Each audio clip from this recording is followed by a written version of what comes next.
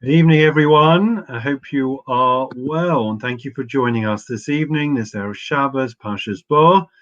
Looking forward to sharing some insights, sharing some wisdom, and hopefully we will be able to learn together some brief ideas. If you want to write any comments or any questions, feel free to do so in the comments box or on the chat or whatever it is. Okay, so just a very brief summary of where we are up to.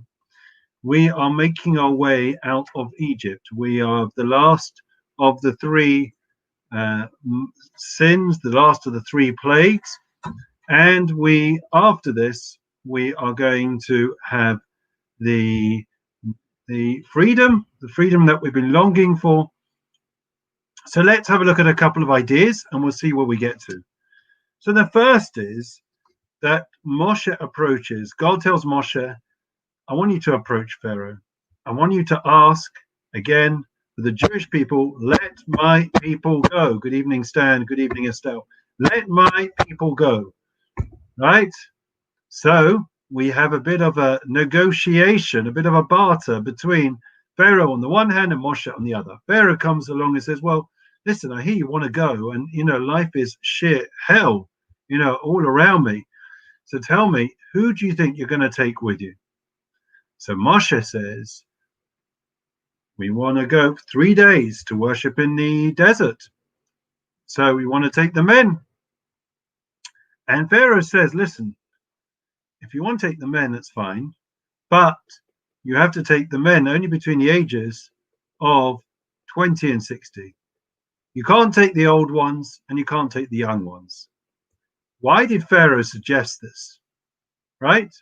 Moshe had said, we're going for 3 days. Why did he limit it? And why was he felt that he wanted to hang on to the old people and the young people? The answer is that Pharaoh may have been wicked, but he was also very wily. He was very astute. And he recognized after all this time that the essence of the Jewish people is not that they are a nation that lives in the present, but they are tied to their past and they are looking always to their future. The past of the Jewish people is always the elderly, right? Think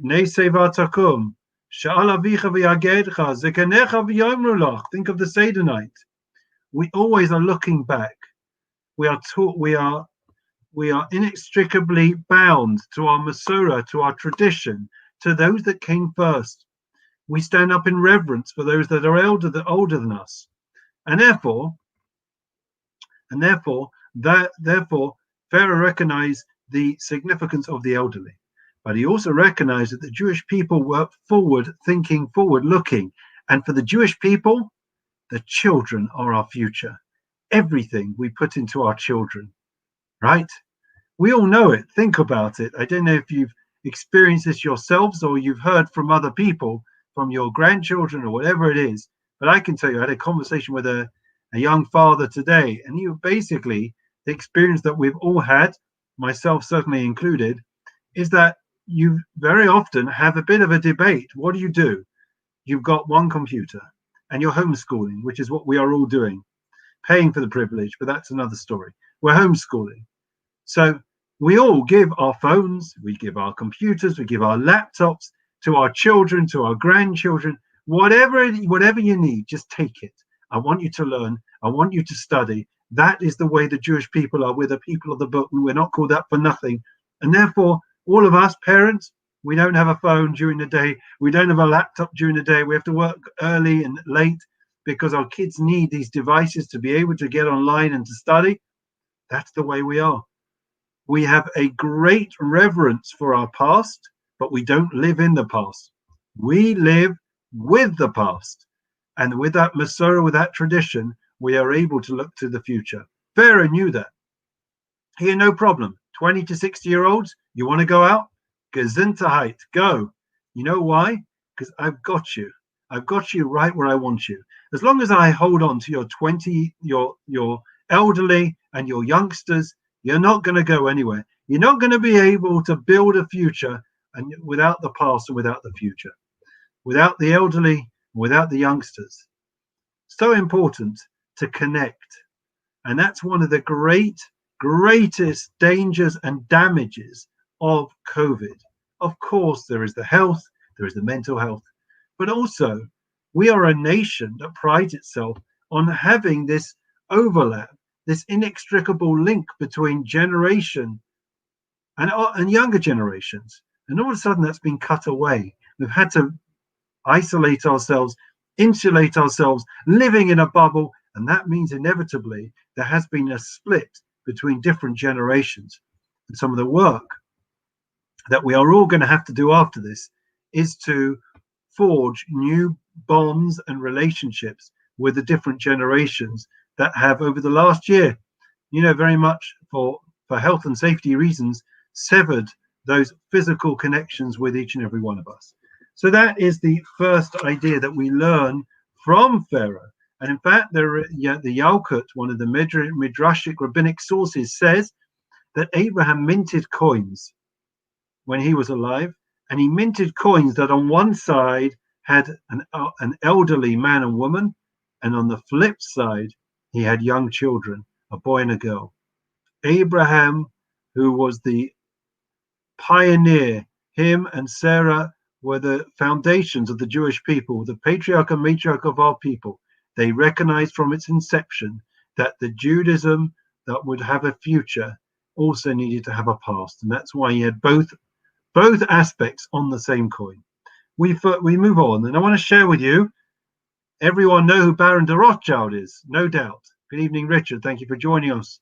Very fancy schmancy. Everyone else is on Facebook. You've gone to YouTube. Not good enough, Facebook. Okay, we'll discuss it another time. So there was a letter that was published from Rav Simcha Zissel of the Altar of Kelm. He wrote it, this great rabbi wrote to Baron de Rothschild, right? Now, Baron de Rothschild, we're all familiar, was fantastically wealthy. I don't know, what's his name? Imagine somebody exceptionally wealthy today, the owner of Amazon, Jeff Bezos, or one of those people. He was very, very wealthy. But it's easy to be wealthy. But what he also did was he helped thousands and thousands of people, thousands and thousands of Jews. And the Altar of Kelm wrote a letter to him. Let me quote you a letter. It's quite unusual to have such an old letter between a rabbi and this philanthropist. He says as follows, listen, we can learn a lot from it. I want to express my gratitude to you for all the generous and kind acts which you have done for the entire Jewish people. Do not suspect, he says, heaven forbid, that I am coming to you with my own request for funds. He says, far from it. In my humble opinion, I have to express my sense of gratitude for all that you have done to the Jewish people. You are a person who stands before kings, and nevertheless, you do not forget from where you came. And therefore, you maintain your support for Jewish needs and causes. This, he says, is a great sanctification of God's name, and your reward is very blessed. Based on legal obligation, I feel I have to express my thanks, honor, and appreciation to such an individual and to such a sanctification of God's name. And then, and this is the part we want to get to, friends, the Altar of Kelm said as follows. The halacha was to have been that the firstborn were meant to eventually have carried out the service in the temple. The firstborn were meant to. Why is it that it ended up with the priests, the Kohanim, and not the firstborn? And we know that's because the sin of the golden calf, right? The firstborn were involved, and therefore they were relegated from having this lofty status to being part of the run-of-the-mill, and the Kohanim were elevated. Okay. Why is it that from the outset, from the inception of the Jewish people, the firstborn were the ones that had this privileged position? Says the Altar of Kelm, because they were passed over on that night of Pesach. So what? I ask. What did they do? They were passed over. So what? They sat in their homes eating shawarma, eating turkey, right? Eating the chicken. Eating the roasted lamb. They had shawarma. They had real shawarma. They did nothing. Why should they have had a privileged position as a result of God passing over? And the answer, he says, is simply, friends, astounding. Listen to these words. What did they do that made them holy? They were merely passive.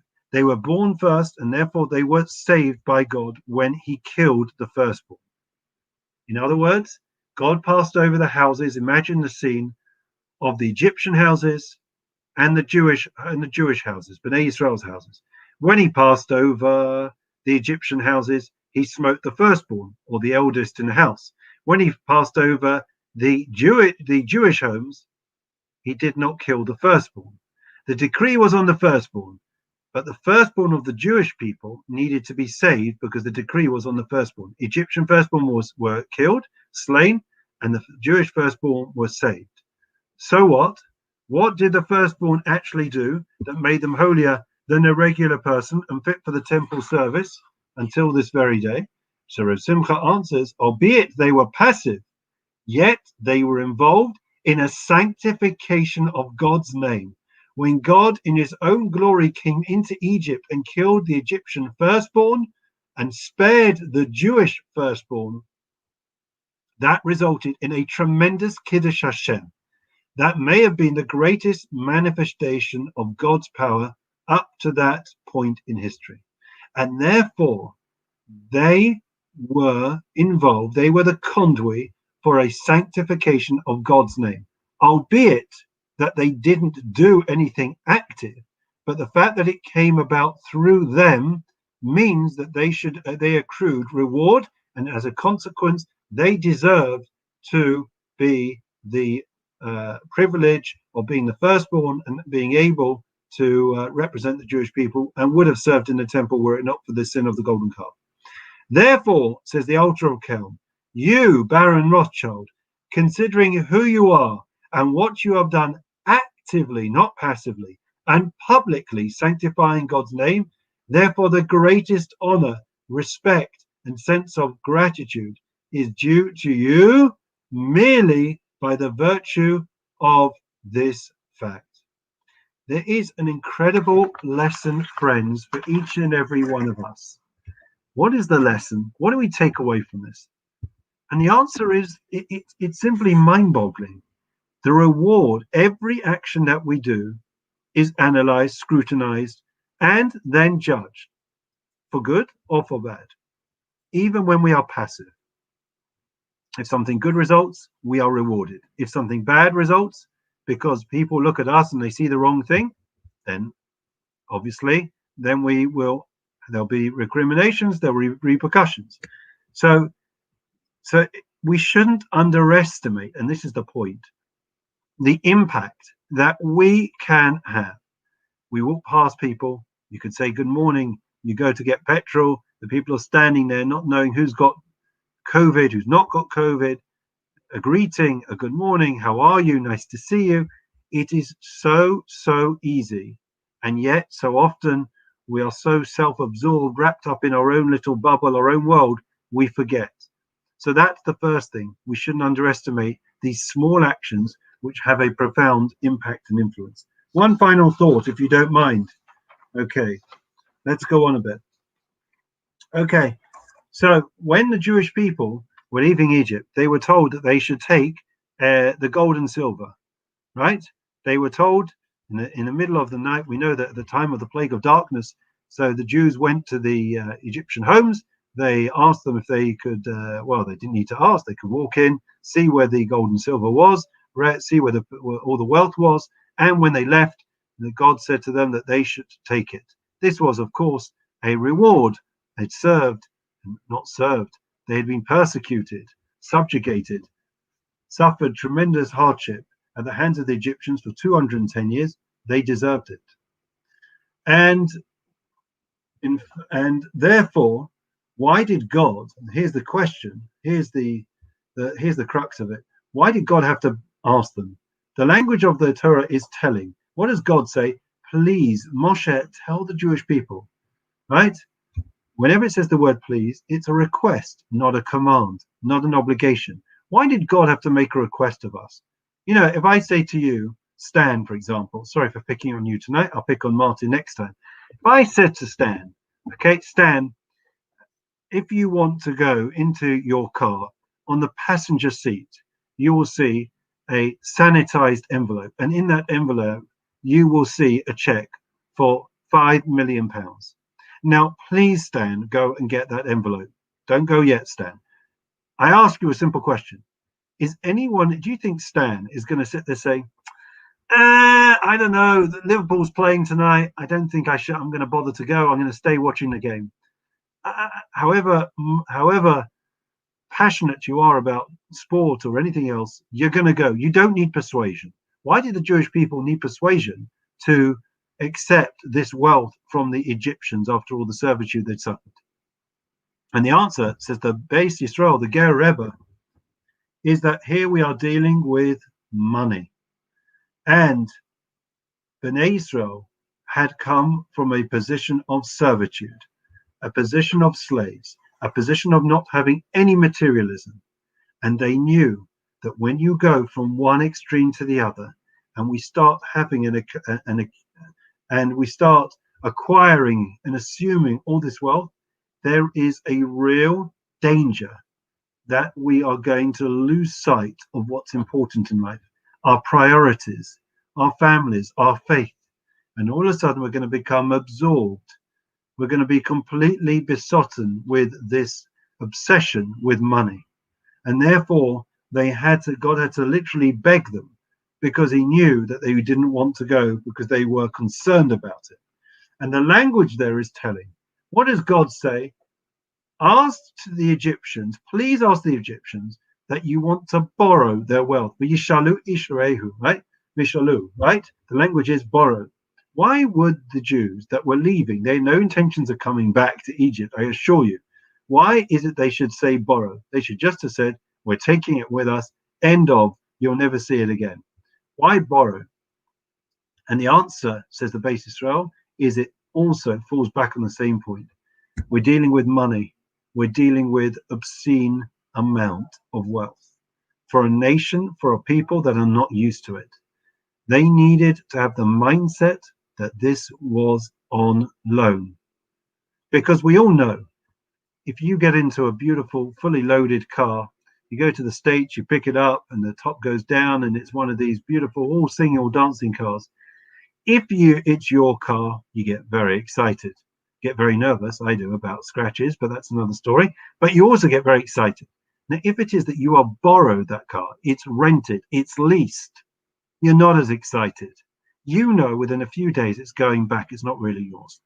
That was the mindset, says the Beis Yisrael, that God wanted to infuse the Jewish people when they were about to acquire wealth.